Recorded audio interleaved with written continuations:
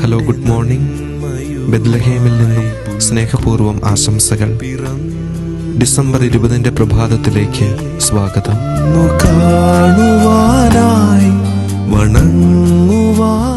നിശബ്ദമാകാം തെല്ലുനേരം ഈ ക്രിസ്മസ് രാവിൽ.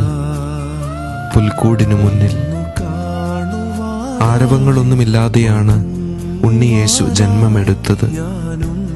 ആഘോഷങ്ങൾക്കിടയിൽ ഉണ്ണിയേശുവിനെ കാണാൻ മറക്കാതിരിക്കാം. രാവിൽ നിലാവിൻ്റെ നന്മയുമായി പുൽക്കൂട്ടിൽ പിറന്നൊരുണ്ണിയെ. ഡിസംബർ 20 എല്ലാവിധ മംഗളങ്ങളും പ്രാർത്ഥനകളും. ഞാനും വരും.